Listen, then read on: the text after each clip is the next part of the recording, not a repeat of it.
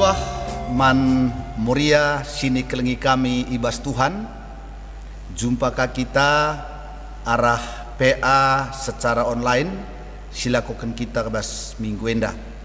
Opi dengar ras-ras kita ngorati kata dibata si jadi nas PA anta, si pebulat lebih ukurta ras kita toto kita. Tuhan dibata Bapa kami siringan ibas surga, isahkan kami bujurman bandu ibas penemani pengkawali ras pemasu-masundu kegeluhan kami, rikut ras keluarga kami bagai pe kegeluhan perpulungan du. Mukaseh pak sana ate kami ngorati katandu arah PA silakokan kami bas minggu enda kesahdu sibadia sing kuasai pusuh praten ras perukuran kerina moria simot bagin ibas PA enda bagai pe kamka Tuhan singurapi sinampati ras mimpin kemahandu ibas nahken kebenaran firmandu. Ngerana dagi kamu Tuhan man kami kerina si ikut muat bagin ibas PA enda gosikap kami ngalaukan firmandu ibas gelar Tuhan Yesus. Reh kami retoto ras ngatakan bujurman bandu. Haleluya, haleluya, amin. Moria sini kelengi Tuhan, kata dibata si jadi nas peanta bas mingguenda, ibuat ibas padan sindekah. Kitab kuan-kuanen entah pe kitab Amsal pasal 21 ayat 19 sampai dengan ayatnya yang ke-20. Amsal pasal 21 ayat 19 sampai ayatnya yang ke-20. Demikian firman Tuhan. Lebih baik tinggal di padang gurun daripada tinggal dengan perempuan yang suka bertengkar dan pemarah. Harta yang indah dan minyak ada di kediaman orang bijak, tetapi orang yang bebal memboroskannya. Demikian pembacaan firman Tuhan yang menjadi nas PA kita pada minggu ini. Mejuah-juah man kerina moria sini kelengi kami, toto ras pengarapan kami kita tetap sehat-sehat dan keluarga kita juga senantiasa dilindungi dan diberkati oleh Tuhan. Temanta bas mingguen dan nina metia keugah harian makaikan duit, ya. Metia keugah harian makaikan duit. Metia artinya hemat, tidak boros, ibas makaikan duit. Apa yang didapat, apa yang diperoleh, diusahakan untuk selalu ada sisanya, ya. Jadi bukan dihamburkan, bukan dihabiskan.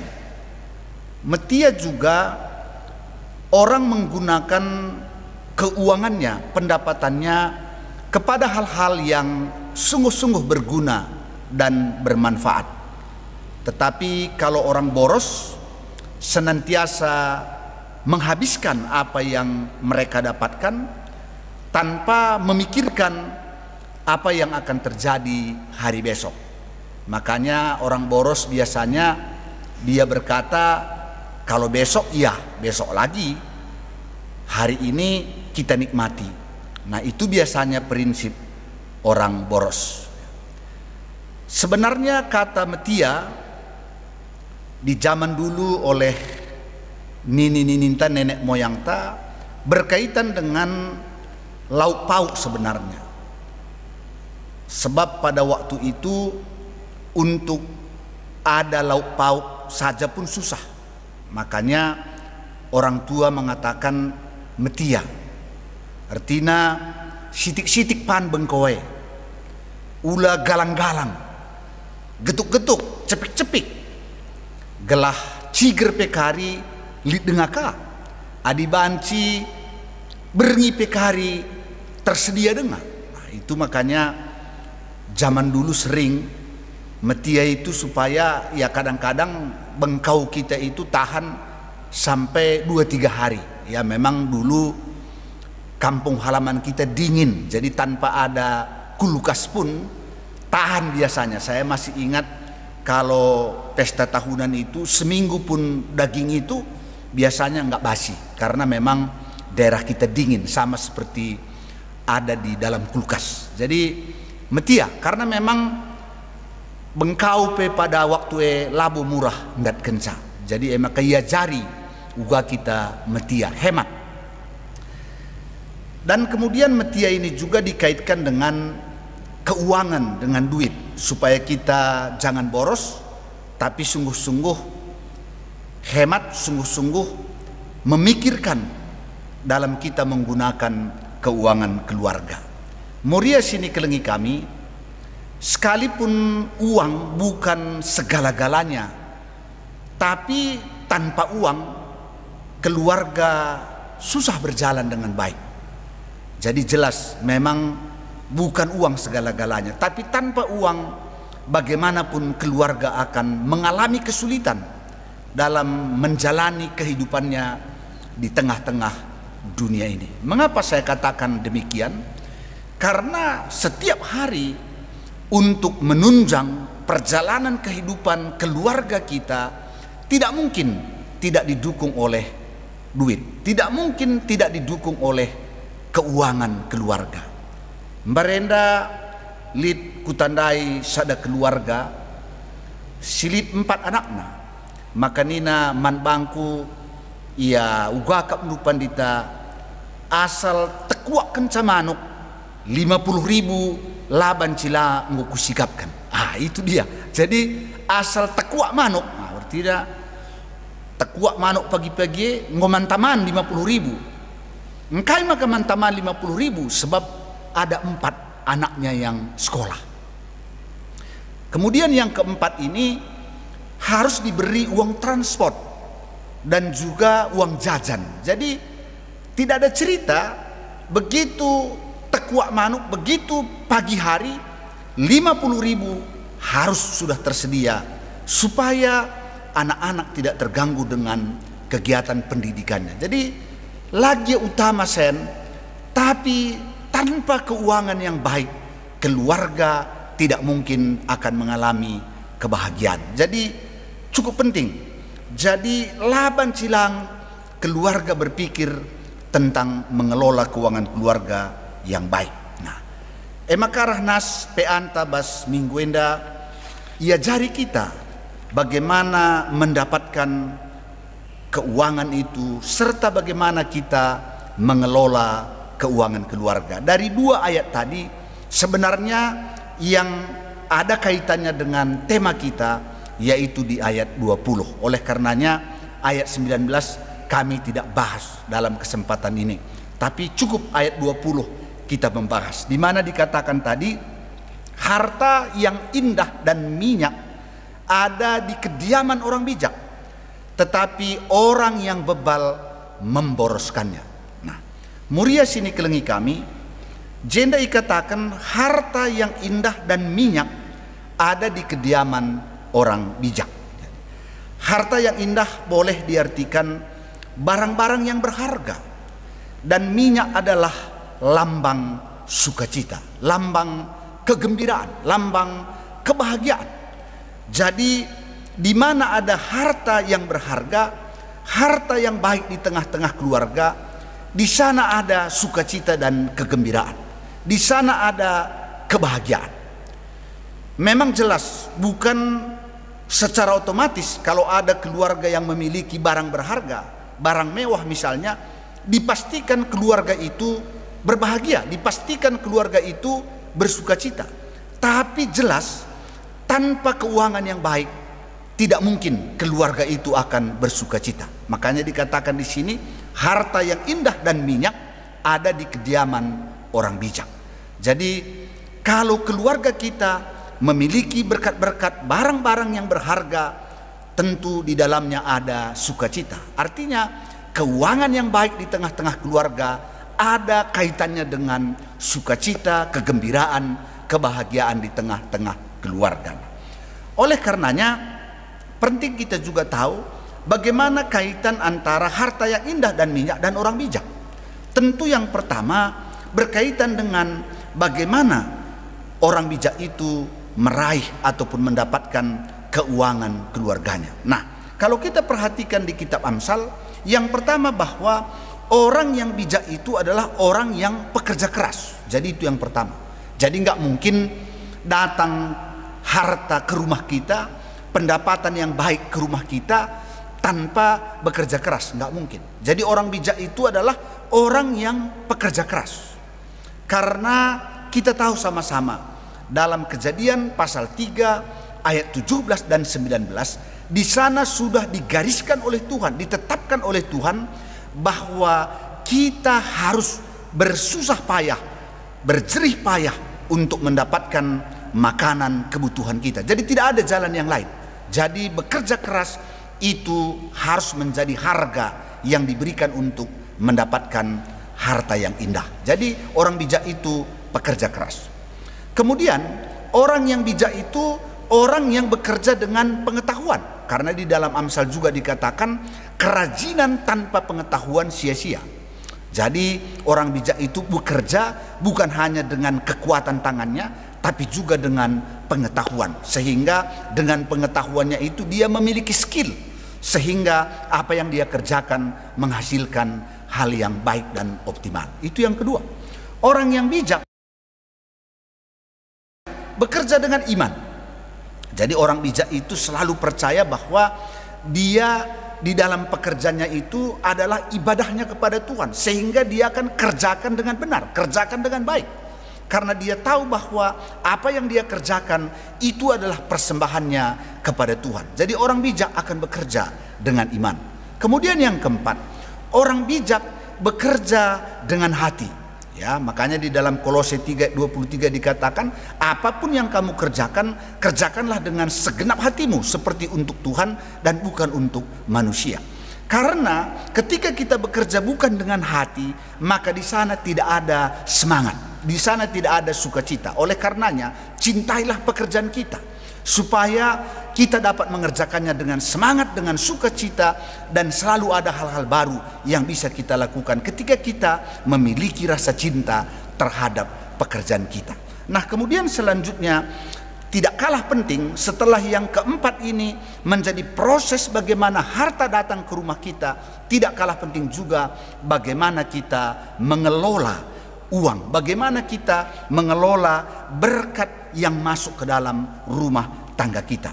Sebab berapapun pendapatan kita, kalau tidak dikelola dengan baik, saya percaya keuangan keluarga kita tidak akan menjadi baik. Jadi salah satu yang penting ternyata bukan soal banyaknya uang masuk kita, bukan soal sedikit uang masuk kita, tapi bagaimana kita mengelola, khususnya Muria, Pernanden, bagaimana mengelola keuangan keluarga itu dengan baik. Dan kemudian yang kedua, orang bebal memboroskannya. Jadi orang boros itu menurut firman Tuhan sama dengan orang bebal. Jadi mohon maaf ya, jadi kalau bukan aku yang mengatakannya, bukan pendeta, tapi firman Tuhan mengatakan orang bebal memboroskannya. Berarti orang yang boros sama dengan orang bebal. Nah, oleh karenanya bagaimana yang dikatakan dengan orang boros itu? Orang boros tidak memikirkan hari esok. Nah, ini biasanya kalau orang boros tidak memikirkan hari esok, esok lagi. Hari ini apa yang kita dapatkan, mari kita habiskan. Itulah orang boros. Kemudian bagaimana lagi orang boros? Orang boros itu akan membeli apa yang menjadi keinginannya, apa yang menjadi kesenangannya, apa yang menjadi hobinya, tanpa memikirkan kebutuhan yang sebenarnya. Jadi orang boros itu selalu membeli apa yang diinginkan, bukan yang dibutuhkan, apa yang disenangi, apa yang menjadi hobinya. Itu makanya saya banyak melihat orang-orang yang sebenarnya dari keuangan belum aman, tapi karena hobinya misalnya ada motornya, hari ini dibuat lagi aksesorisnya ini, besok dibuat lagi aksesorisnya itu, padahal keuangannya belum baik ya, tapi dia selalu menghamburkan uangnya itu untuk memenuhi keinginannya. Jadi hati-hati, itu orang boros ya. Kemudian orang boros juga yang paling berbahaya, membeli melampaui kemampuannya. Wah, ini orang boros, membeli melampaui kemampuannya. Makanya hari-hari ini kredit laris, ya. Wah, pokoknya nggak apa-apa, kita kredit aja, yang penting kita dapat. Nah, ini alamatnya celaka. Tapi itulah orang boros, berani membeli melampaui kemampuannya, sehingga selalu menjadi masalah di dalam keuangan. Kemudian juga orang boros itu senang membagi-bagikan walaupun sebenarnya dia belum mampu. Saya melihat itu. Ada orang boros begitu, belum sebenarnya levelnya untuk membagi-bagi, tapi karena orang mengatakannya, wah hebat kamu, berbagi padahal belum mampu, ya. Dan ini membuat alamatnya keuangan keluarganya morat-marit. Jadi hati-hati, ya.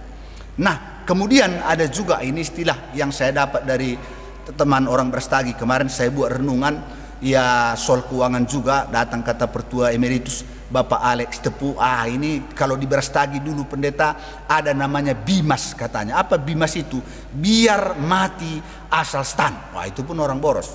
Ya, biar mati asal stan. Wah, pokoknya kelihatannya mantap walaupun di dalam kropos. Wah, itu hati-hati. Ya, inilah beberapa contoh orang boros. Dan orang boros itu menurut firman Tuhan sama dengan orang bebal. Mengapa? Karena akan membuat keuangan keluarga itu tidak pernah baik. Bayangkan saja, mulai dari berkeluarga misalnya sampai beranak cucu, berutang terus. Bagaimana coba? Tentu itu bukan sesuatu yang baik. Nah, oleh karenanya seperti kata tema kita tadi, metia keugah harian makaikan duit. Pertama yang mau kami sampaikan kepada Muria, tanamkan dalam diri kita bahwa kewibawaan kita, kehormatan kita bukan ditentukan oleh barang-barang yang kita miliki. Ini penting. Bukan ditentukan oleh barang-barang mewah yang kita miliki, ya. Tapi kesederhanaan kita, kewibawaan kita terletak sebenarnya pada sifat-sifat dan karakter yang baik di dalam kehidupan kita. Jadi ini perlu ditanamkan. Jangan merasa bahwa barang-barang itu membuat kita dihargai, bukan. Tapi yang membuat kita dihormati, yang membuat kita berharga sebenarnya sekalipun sederhana, tapi memiliki sifat-sifat dan karakter yang baik di dalam kehidupan kita. Nah, oleh karenanya sekali lagi, sebelum kita berbicara tentang mengelola keuangan keluarga, kami ingatkan lagi bahwa tidak mungkin keuangan keluarga kita baik kalau kita tidak bekerja keras, bekerja dengan pengetahuan, bekerja dengan iman, bekerja dengan hati. Itu penting. Nah, oleh karenanya setelah itu kita lakukan bagaimana kita metia keugah harian ibas make ke duit. Nah, dalam bimbingan PA Muria saya sependapat dengan apa yang dituliskan oleh penulisnya. Saya lihat penulisnya Pendeta Ernie Pinem, dan ada banyak hal yang dia buat di sana. Hal-hal yang baik, bagaimana kita metia makaikan duit, bagaimana kita mengelola keuangan keluarga dengan baik. Yang pertama dia katakan di sana, dan saya setuju, bahwa bagi kita yang belum memiliki keuangan yang baik, keuangan yang katakanlah sudah oke, nah kita perlu memang mencatat pengeluaran bulanan. Apa-apa yang memang harus dikeluarkan, karena ada pengeluaran tetap yang tidak bisa tidak. Misalnya katakanlah uang listrik, katakanlah uang sekolah anak, uang telepon, uang air, kemudian belanja dapur, itu kan tidak bisa tidak. Dan kita tahu bahwa sebulan kira-kira sekian uang keluar kita. Nah, kemudian tentu kita komplainkan dengan uang masuk kita. Apakah cukup uang masuk kita membiayai pengeluaran kita? Kalau tidak, yang mana yang bisa lagi diefisien, yang mana yang bisa lagi dikurangi? Harus seperti itu. Kalau keuangan keluarga kita misalnya belum begitu baik. Ya, jadi ini penting supaya jangan setiap bulan nanti kita kekurangan. Jadi penting sekali karena ada uang keluar yang tetap, yang tidak bisa tidak, dan itu harus dipikirkan. Jadi antara Mamre dan Muria harus duduk bersama membicarakan itu. Kalau memang sudah mencukupi dari uang masuk kita, tentu itu sangat bagus, ya. Kemudian yang kedua, jadilah Muria yang bijak mengelola keuangan keluarga. Bagaimana yang sedikit itu Muria bisa mengelolanya dan menjadi cukup. Kami sering menyampaikan kepada kita dalam masa-masa sulit yang pernah saya lihat di tengah-tengah keluarga, pernah surkuatakan nande banci banna sada telur manuk 5 kami man. Wah, satu telur ayam, lima-limanya kami bisa memakan. Dia jadikan itu sambal telur ayam. Jadi sada telurna tomat nampat, ya, melalakaban na seraina, melalakaban na preina. Maka igodok na jadi sambal telur ayam. Krina dat satu telur, tapi 5 bisa makan, 5 bisa mendapatkannya. Jadi muria harus pandai. Yang sedikit itu bagaimana muria mengelolanya, dan itu cukup untuk semua anggota keluarga. Bagaikan di masa-masa berjuang, laban cilang ngasup kita mengelola keuangan keluarga seperti itu. Kemudian yang ketiga, muria harus menahan selera, ya. Sebab ada waktunya ketika Tuhan telah memberikan melebihi daripada kebutuhan kita, di sana kita bisa sekali-sekali memenuhi selera kita, memenuhi keinginan kita. Saya pun setuju, bukan berarti bahwa kita tidak bisa membeli apa yang diinginkan hati kita, tapi lihat waktunya. Ketika Tuhan telah memberikan keuangan yang baik, di sana mungkin sekali-sekali kita memenuhi keinginan kita, membeli apa yang disukai oleh hati kita. Itu boleh. Tapi sebelum itu kita harus menahan selera, menahan keinginan, karena hal itu dapat membuat keuangan keluarga kita nanti lama baiknya, ya. Dan selanjutnya dikatakan juga di dalam bimbingan PA kita, kurangi jajan di luar. Karena ternyata jajan di luar itu memang selalu pengeluarannya lebih banyak, ya. Jadi bukan tidak bisa juga kita makan di luar bersama keluarga, tapi kurangi. Karena katanya selain daripada makanan di rumah itu bersih dan sehat, nah tentu pengeluaran juga semakin irit, ya. Kalau kita makan di luar misalnya 4 orang saja, kalau di kota ini misalnya ya barangkali 150.000 baru cukup. Tapi ketika kita beli ayam di pasar dengan ayam harga 80.000, nah kita bisa makan 2 kali dan semua merasakan kenyang dan juga enak dan bergizi. Jadi memang kurangi, bukan berarti tidak bisa. Nah, kemudian selanjutnya dia katakan, biasakanlah budaya menabung, walaupun kecil tapi disiplin dan rutin. Ya, barangkali 5.000 saja satu hari. Nah, bayangkan saja 5.000 satu hari, 1 bulan bisa kita tabung 150.000.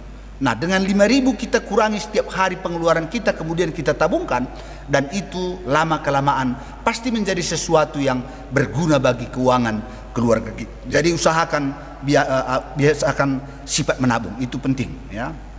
Kemudian yang terakhir yang mau saya sampaikan, usahakan jangan ngutang, ya. Artinya bukan tidak bisa, kalau tidak ada lagi jalan yang lain kita boleh ngutang, tapi usahakan sekuat-kuatnya, sehebat-hebatnya bagaimana kita tidak mengutang kepada orang lain. Sebab yang saya tahu bahayanya ketika kita memulai mengutang kepada orang lain, ini biasanya menjadi penyakit, ya, sampai kita terus akan mengutang. Makanya hati-hati, bukan tidak bisa, tapi kalau tidak ada lagi jalan yang lain, satu-satunya ialah mengutang, baru kita mengutang. Dan hari ini saya sampaikan, kalau kita mengutang sama orang lain, tepatilah janji kita. Jangan kita tidak tepati atau merasa remeh dengan utang kita terhadap orang lain. Jangan. Karena saya berani mengatakan, kalau kita tidak menepati utang kita, membayarnya, itu sering menjadi penghambat rezeki datang ke tengah-tengah keluarga kita. Makanya hari ini mari, kalau kita punya utang dan punya kemampuan, selesaikan. Sebab hari-hari ini ya sering kita katakan yang berutang lebih galak daripada yang berpiutang. Nah, itu bahaya, ya. Adi bahasa karona, aku kina tendu mesra ku akap ninaka, lana kak siangka penuri kenca, aku kin akap du mesra teku. Itu bukan tanggung jawab orang lain. Tanggung jawab kita ialah bayar utang kita sesuai dengan janji kita. Makanya kalau kita tidak merasa bisa menepati janji kita, lebih baik minta pertolongan. Iya, buah kurutang teman. Penampat ku perlu jauh lebih mulia daripada kita berutang tapi kita tidak bayar-bayar. Ya, jadi harus menjadi pemikiran kita ibas mengelola keuangan. Oleh karenanya kami percaya bahwa muria-muria menjadi orang yang bijak. Sekali lagi firman Tuhan mengatakan, orang boros itu sama dengan orang bebal, tapi orang bijak itu orang yang mampu metia, artinya hemat di dalam mengelola keuangan keluarga sehingga keuangan keluarga baik, dan itu akan membawa sukacita, membawa kebahagiaan bagi keluarga. Sebab tanpa keuangan yang baik, keluarga akan susah mengalami kebahagiaan di dalam perjalanan kehidupan kita. Endam si basisahkan kami man Muria, Tuhan si masu-masu, jadilah kerina Muria yang bijak di dalam mengelola keuangan keluarga. Amin. Mari sidungi peanta ras kita bertoto. Tuhan Allah Bapa kami yang berada dalam sorga, kami bersyukur Tuhan karena firman-Mu pada minggu ini boleh membimbing kami, mengajar kami bagaimana mengelola, menggunakan keuangan di tengah-tengah keluarga dengan baik.